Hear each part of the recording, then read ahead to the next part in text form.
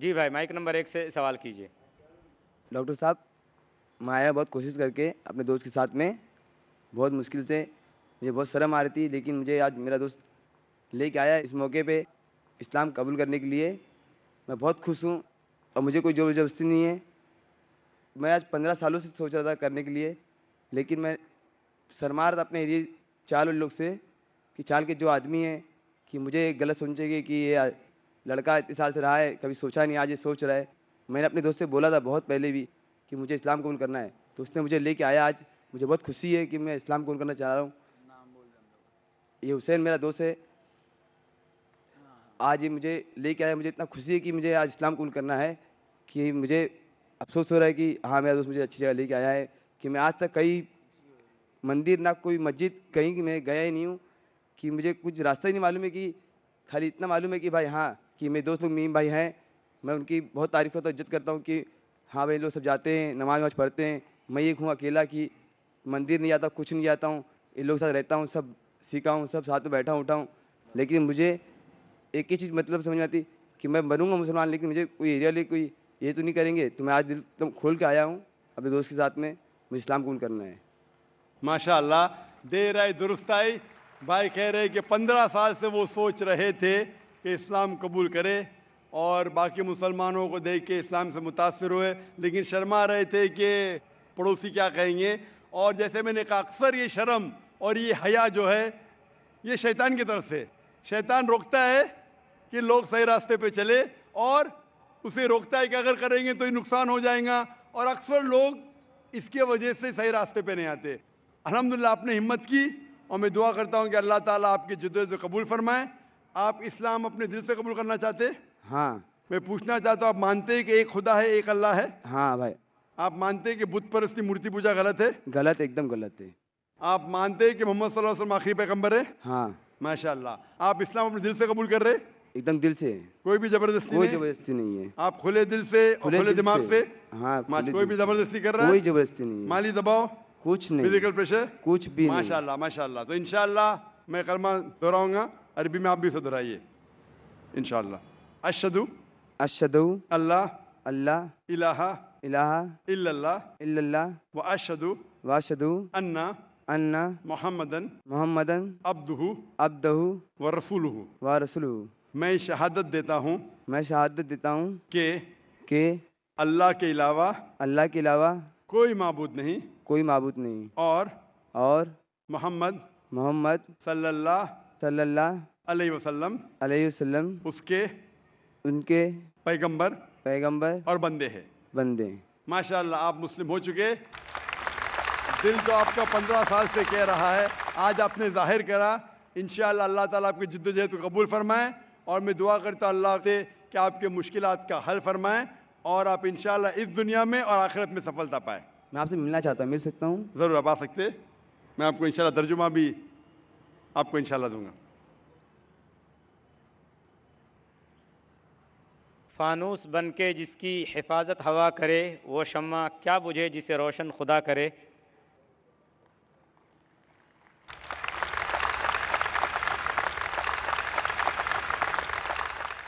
जी, mike number 5 में कोई non Muslim बहन हो तो सवाल करें। अस्सलामु अलैकुम, मेरा नाम संगीता है। मेरे शौहर ने इस्लाम कबूल किए।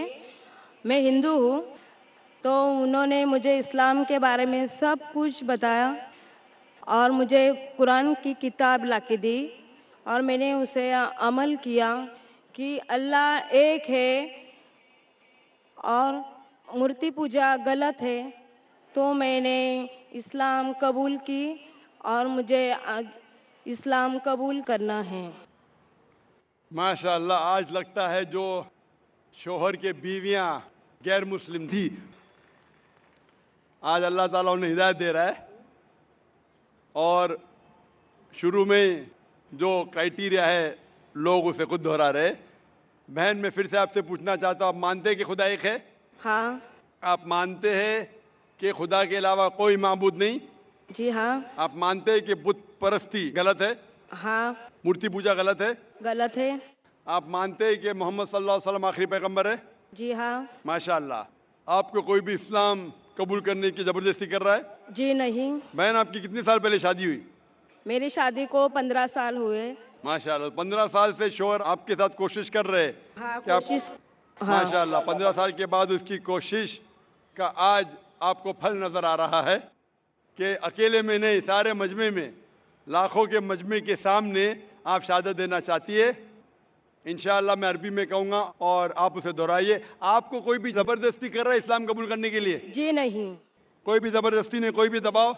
नहीं नहीं, किसी का दबाव नहीं। आपके शोहर के तरफ से कोई दबाव? जी नहीं। आपको कोई वार्निंग नहीं दी आपके शोहर ने ना? जी नहीं। कोई वार्निंग नहीं। मैं अपनी माशाअल्लाह। मर्जी से इस्लाम कबूल करना चाहती हूँ। माशाअल्लाह, मैं अरबी में कहूँगा और आप उसे दोहराइए। अशहदु अशहदु अल्लाह अल्लाह इलाहा इलाहा इल्लल्लाह इल्लल्लाह व अशहदु व अशहदु अन्ना अन्ना मुहम्मदन मोहम्मदन अब्दुहु अब्दहु व रसूलुहु। व रसूलु। मैं शहादत देती हूँ मैं शहादत देती हूँ कि अल्लाह के अलावा अल्लाह के अलावा कोई माबूद नहीं कोई मामूद नहीं और और मोहम्मद मोहम्मद सल्लल्लाहु सल्लल्लाहु अलैहि वसल्लम अलैहि वसल्लम उसके पैगंबर पैगंबर और बंदे हैं। और बंदे हैं। माशाल्लाह, मुसलमान हो चुकी है और अल्लाह आपको जज़ाए खैर दे। और मैं दुआ करता हूँ कि आप इस्लाम के बारे में और पढ़िए, कुरान मजीद का तर्जुमा पढ़िए और उसके ऊपर अमल कीजिए। कुरान मजीद इंसानियत के लिए सबसे बेहतरीन किताब दुनिया में है। सारी दुनिया में सबसे बेहतरीन किताब है कुरान मजीद हिदायत के लिए। आप उसका तर्जुमा पढ़िए और उसके ऊपर अमल के लिए इंशाअल्लाह मैं दुआ करूँगा कि अल्लाह आपको इस जहाँ और आखिरत में भी इंशाअल्लाह जन्नत फरमाएं इंशाअल्लाह। और मेरा एक सवाल है, जी हाँ, ताकि मैं इस्लाम कबूल की हूँ तो मुझे इस्लाम के तरीके निकाह करना पड़ेगा क्या? बहन का अहम सवाल है कि अपने इस्लाम कबूल कर चुके हैं तो क्या इस्लाम के तरीके से निकाह करने पड़ेगा? बेशक, क्योंकि पहले आपने कैसे निकाह किया मैं जानता नहीं हूँ, लेकिन अगर सही तरीके से, जिस तरीके से निकाह करना चाहिए नहीं किया, आपको करना पड़ेगा। और एक चीज़ ज़रूरत है, आपके शोहर, होने वाले शोहर या शोहर को महर देने पड़ेगा। आपका फ़ायदा है, आपका फ़ायदा है। आप महर पूछ सकती है कि आपके शोहर या आपके होने वाले शोहर से क्या मुझे 1 लाख महर जो हो सकता है, आप 2 लाख पूछ सकती है। मुझे पता नहीं क्या ताकत है आपके शोहर की, 5 लाख भी पूछ सकती है, महर पूछ सकती है। ये आपका हक है, क्योंकि कुरान मजीद में अल्लाह ताला फरमाते हैं सूरह निसा में सूरह नंबर 4 आयत नंबर 4 कि शादी के वक्त अपनी होने वाली बीवी को एक तोहफा दो, जिसे कहते हैं महर। महर शादी के लिए, निकाह के लिए फ़र्ज है और आपको इस्लामिक तरीके से शादी करने पड़ेगा। और इंशाअल्लाह कोशिश करो कि जितनी भी आप जानकारी रखते हैं इस्लाम के बारे में, उसके लिहाज से आप और आपके शोहर उसके ऊपर इंशाअल्लाह अपनी ज़िंदगी बसर करें। Hope the answer the question. जी, माइक नंबर 2 में जो भाई खड़े हैं वो सवाल कीजिए। मेरा नाम विजय सोनी है। मैं मध्य प्रदेश एमपी से आया हूँ। एक छोटा सा काम करता हूँ यहाँ, और मैंने सुना कि यहाँ जाकिर का प्रोग्राम हो रहा है। मेरे अंदर ऐसा कुछ भी नहीं है। मैं मानता हूँ कि खुदा अल्लाह पाक एक है, ईश्वर एक है। कुरान, बाइबिल, हर जितने भी मज़हब कभी किसी को गलत राह नहीं दिखाते, फिर भी इंसान भटकता है। क्यों? आज लोगों को बीमारियाँ हो रही, ट्रेन से जा रहे हैं, गिरते हैं, मरते हैं, बीमारियाँ, अंधे, लंगड़े, लूले। क्यों? ऐसी क्या कमी है? अल्लाह पाक से हमको दुआ करना चाहिए कि हमें अल्लाह पाक एक नेक इंसान बनाए और दुनिया में रहना चाहिए। फिर भी ऐसा क्यों?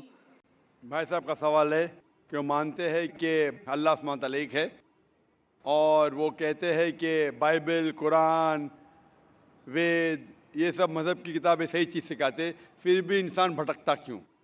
ये कहना कि सारी मजहबी किताब जो आज मौजूद है सही कहती है, मैं इस बात को नहीं मानता हूँ। मैं एक तालिब इल्म हूँ, मैं बाइबल पढ़ चुका हूँ, वेद पढ़ चुका हूँ, गीता पढ़ चुका हूँ और कुरान मजीद भी पढ़ चुका हूँ। कुरान के अलावा जितनी दीगर मज़ाहिब की किताब है, इन सालों में इनमें मिलावट हो चुकी है। बाइबल के स्कॉलर्स कहते हैं कि Bible has been corrupted, it has been concocted, it has been fabricated.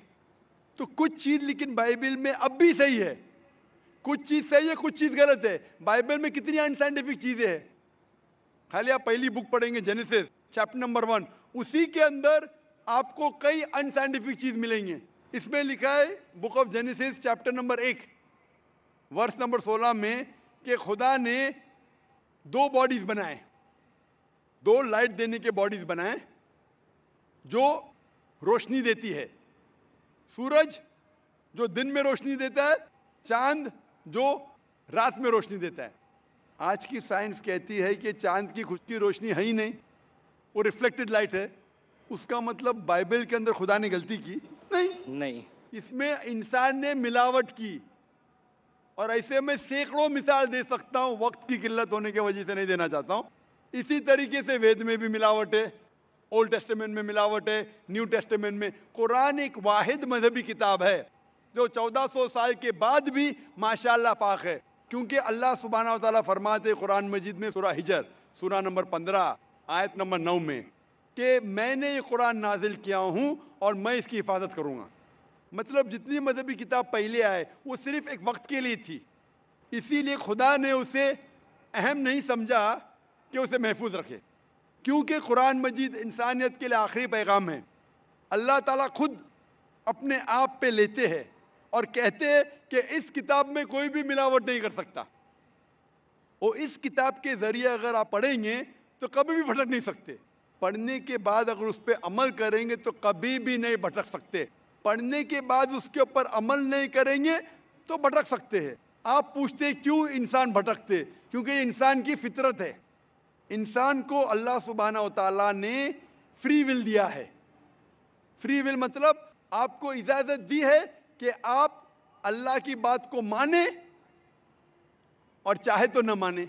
बाकी जितनी अल्लाह की मखलूक़ात है, all the creation, you have got no free will except for jinn and इंसान। इंसान और जिन को छोड़ के बाकी क्रिएशन को कोई भी फ्री विल नहीं है। इंसान अल्लाह की सबसे बेहतरीन क्रिएशन है, जिसमें अल्लाह ताला फरमाते कि इंसान चाहे तो अल्लाह के अहकामात पे अमल कर सकता है, चाहे तो नहीं कर सकता है। अगर आप अमल करेंगे तो आप फरिश्ते से भी ऊंचे हैं, क्योंकि फरिश्ते को कोई इजाज़त नहीं अल्लाह के खिलाफ जाने के लिए। जो अल्लाह बोलता मानते। अगर आपके पास फ्री विल होने के बाद आप अल्लाह की बात मानते तो आप फरिश्ते से भी ऊंचे हैं। अगर नहीं मानेंगे तो आप फिर शैतान जैसे बन जाते। तो ये इम्तिहान है।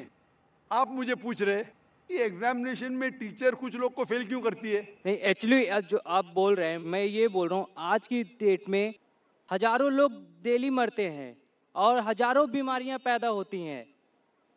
भाई और साहब जन्म पूछ रहे। जन्मांतरों से हमको कुरान है, उस शिक्षा दी जाती, फिर भी लोग अमल क्यों नहीं करते? भाई साहब ने उस- पूछा हजारों लोग मर रहे। भाई साहब उससे ज्यादा लोग पैदा हो रहे।